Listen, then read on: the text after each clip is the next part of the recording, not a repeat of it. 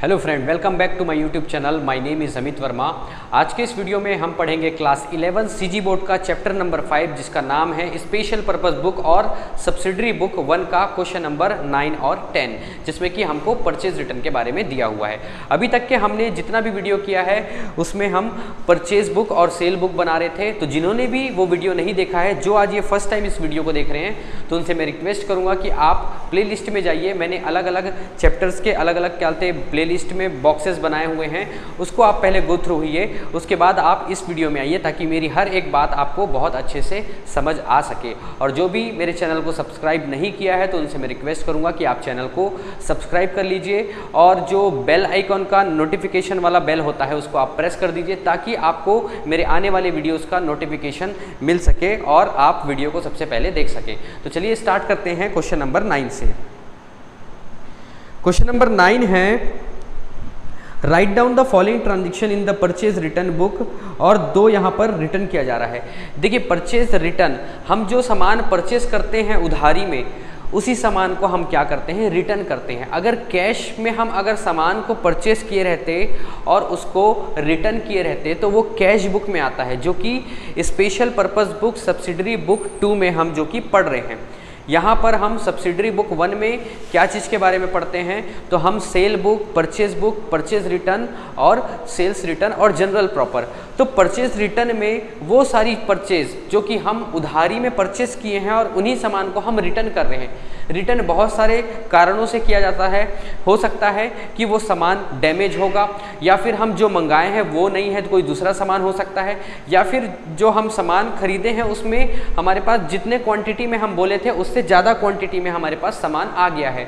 तो इन सब परिस्थितियों में हम क्या करते हैं, सामान को रिटर्न करते हैं। तो इसके लिए हम क्या बनाते हैं, परचेज रिटर्न बुक। तो देखिए, परचेज रिटर्न बुक का जो फॉर्मेट रहेगा वो कुछ इस तरीके से रहेगा।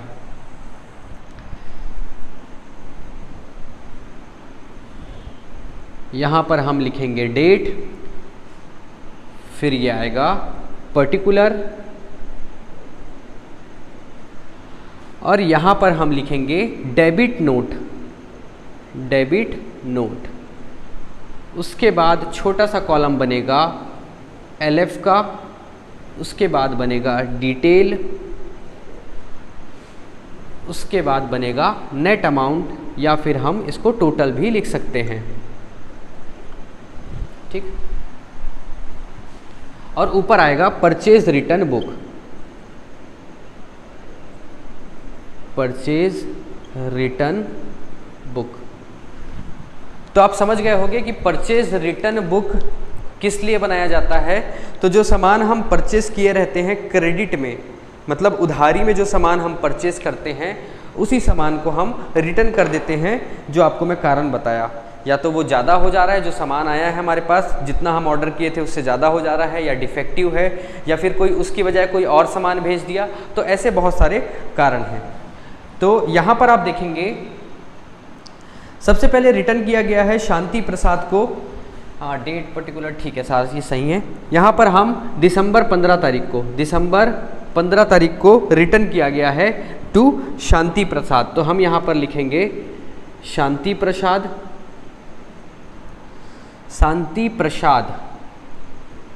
प्रसाद को अंडरलाइन कर देंगे। यहाँ पर 2 चीनी fan at the rate 500 rupees, मतलब कि 2 फैन हैं और एक की कीमत है 500 रुपये, मतलब कि कितना हो जाएगा, ये 1000 रुपीज़ आ जाएगा डिटेल में। उसमें ट्रेड डिस्काउंट है 10%, तो यहाँ पर हम लिखेंगे less trade discount at the rate 10%। तो 1000 का 10% होता है 100, तो यहाँ पर माइनस होगा और आउटर कॉलम में आ जाएगा 900 रुपये। मतलब कि हम जो सामान उसमें MRP कितना है, 500 रुपये है एक फ़ैन का, 2 फैन की कीमत हो रही है 1000 रुपये, लेकिन हमको उसमें 10% ट्रेड डिस्काउंट मिला था, मतलब वो हमको कितने में मिला था, वो सामान 900 रुपये में, उसको हम रिटर्न कर रहे हैं। और यहाँ पर रीज़न है the fan being out of order, ठीक है। तो आउट ऑफ ऑर्डर मतलब कि हम जो ऑर्डर किए थे वो फैन नहीं था, कोई दूसरा फैन था, इस वजह से हम इसको क्या कर रहे हैं, रिटर्न कर रहे हैं। तो यहाँ पर लिखेंगे रिटर्न, यहाँ पर हम लिखेंगे रीज़न, रीज़न हमारा दिया हुआ है the fan being out of order, the fan being out of order, मतलब कि हम ऑर्डर किए ही नहीं थे और हमारे पास ये आ गया था। ठीक है, तो ये इसका रीज़न हुआ। उसके बाद आते हैं 30 दिसंबर को, 30 तारीख को, रिटर्न टू श्याम सुंदर।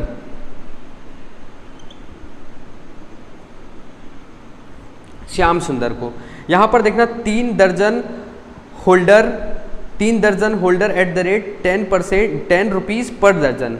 तो यहाँ पर लिखेंगे 3 दर्जन होल्डर, हम ऑर्डर 3 दर्जन होल्डर और एक की कीमत है 10 रुपये पर दर्जन।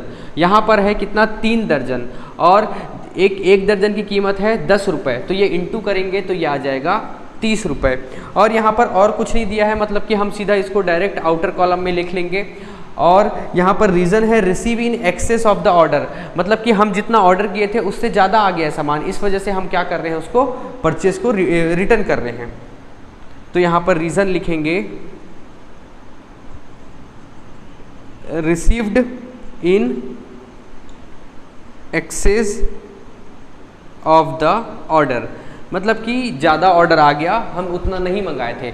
तो टोटल इसका करेंगे तो ये आ जाएगा,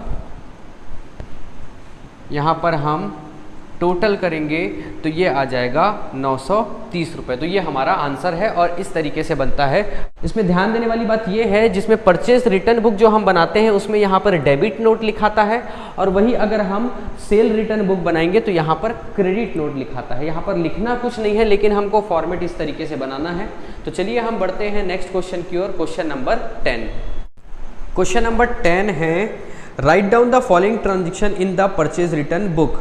तो यहाँ पर 2 ट्रांजेक्शन है, मतलब कि 2 बार हम 2 ट्रेडर से हम सामान लिए हैं, परचेज किए हैं क्रेडिट में, उसको हम रिटर्न कर रहे हैं। तो पहला है 2001 जनवरी 1 तारीख को, यहाँ पर है मैसेज शैलेश कुमार, मैसेज शैलेश कुमार,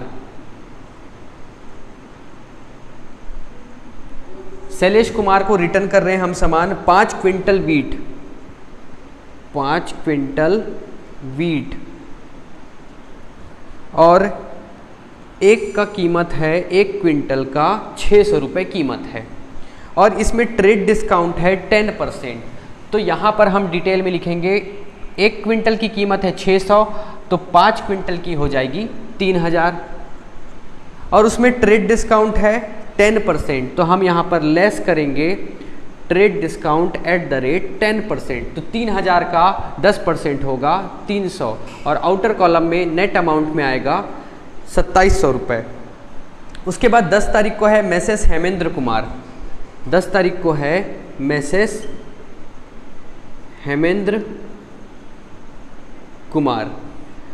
अब ये हेमेंद्र कुमार को 2 क्विंटल पल्स, अच्छा इसका जो रीज़न है, रीज़न यहाँ पर दिया है goods return due to over supply of order, मतलब कि हम जितना ऑर्डर किए थे उससे और ज़्यादा हमको ये सामान भेज दिया गया है, 5 क्विंटल एक्स्ट्रा भेज दिया गया है, इस वजह से हम रिटर्न कर रहे हैं। तो यहाँ पर हम रीज़न लिख सकते हैं due to over supply, due to over supply, मतलब कि हम जितना मंगाए थे उससे वो ज़्यादा भेज दिया है, इस वजह से हम उसको रिटर्न कर रहे हैं। बात करें सेकंड का, तो सेकंड में 2 क्विंटल पल्स, 2 क्विंटल पल्स, और एक की कीमत है 1500 रुपये पर क्विंटल, और 2 क्विंटल है और एक की है 1500, तो 1500 इंटू 2 हो जाएगा 3000 रुपये। और यहाँ पर जो ट्रेड डिस्काउंट ये कुछ नहीं है, तो डायरेक्ट हम यहाँ पर लिख देंगे 3000 रुपीज़। और ये इसका रीज़न है return due to inferior quality. Inferior quality का मतलब ये होता है कभी कभार हम जब सामान खरीदते हैं तो बेकार क्वालिटी का सामान भेज दिया जाता है, तो उसको हम देखें बेकार था, इस वजह से हम उसको वापस कर दिए। तो यहाँ पर जो रीज़न होगा वो होगा ड्यू टू इन्फीरियर क्वालिटी,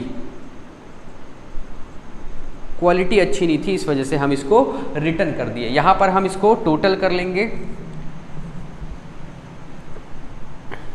आप ऐसे लाइन खींच लेना, और यहाँ पर ये जो बॉक्स रहेगा यहाँ पर आप टोटल लिख देना। टोटल हो जाएगा 5,700 रुपये, जो कि हमारा आंसर है। ठीक है, आई होप आपको आज समझ आ गया होगा कि परचेज रिटर्न बुक कैसे बनाना है। तो चलिए मिलते हैं नेक्स्ट वीडियो में, तब तक के बने रहिए आप अमित वर्मा चैनल में। Thank you.